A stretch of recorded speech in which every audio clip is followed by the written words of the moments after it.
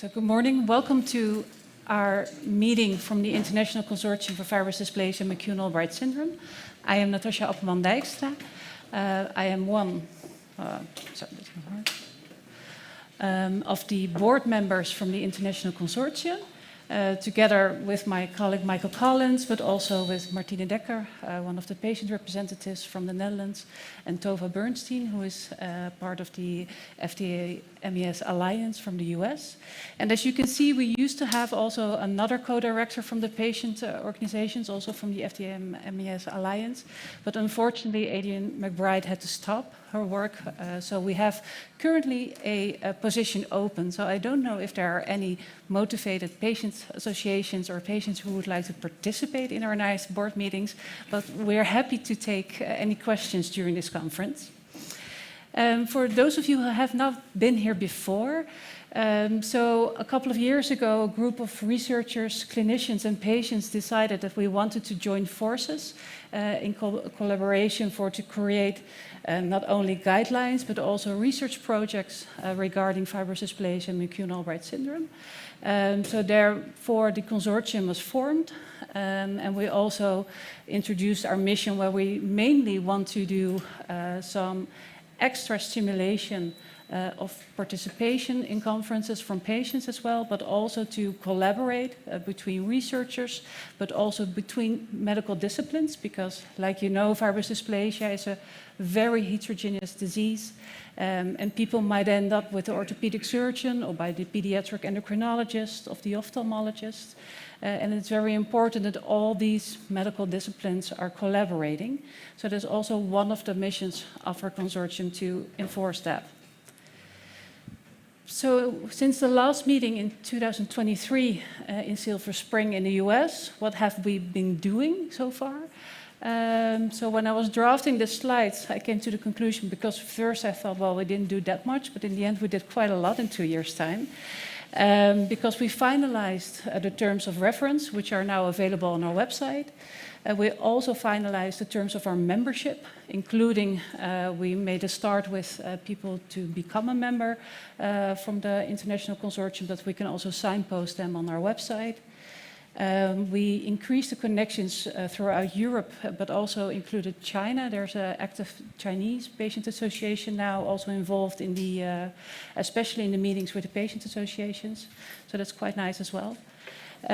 We also were there to write some support letters for, unfortunately, the grants were not granted, but we did try to endorse some grant applications from scientists for EU grants. And also via the consortium, we could reach out to a broader audience to strengthen the guideline process that we went through. So one of the things that we still have on our list for the coming 2 years is that we, of course, are in search of a new patient director of the board. But also, like every year, there's always this question, where shall the next conference to be held in 2 years' time?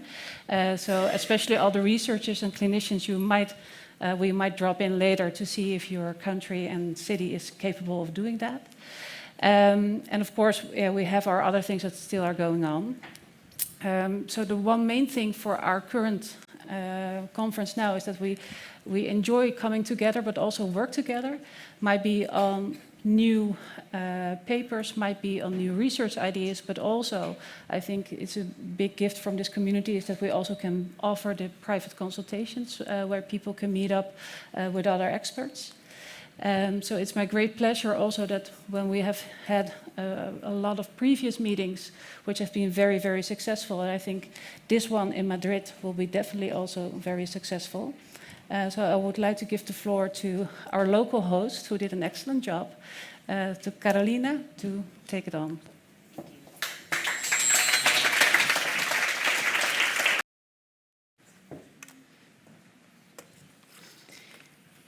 Good morning, everybody. Dear speakers, patients, families, and friends.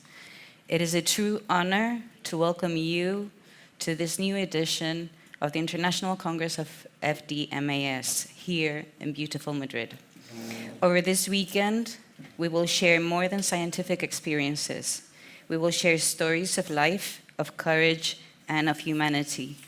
This Congress is above all a space where scientists meet with compassion, where research becomes empathy, and where collaboration is our most powerful tool for change.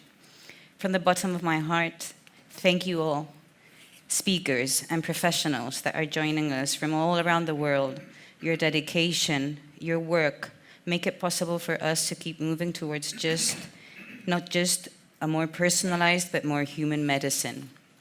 To the patients and their families, you are the soul of the Congress. Your strength, your resilience, and your determination inspire us to continue our mission, to keep on researching, advocating, and building a society that understands and listens and stands beside you.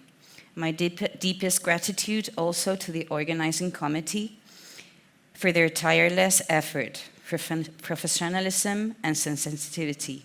Behind every session, every presentation, there are countless hours of unseen work, driven by one shared dream that no one facing FDMAS should feel ever alone.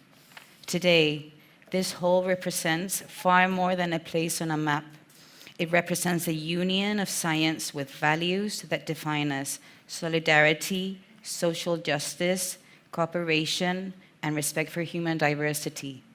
May this Congress be a beacon of hope, a bridge between research and life, a reminder that when science is guided by compassion, it has the power to change the world.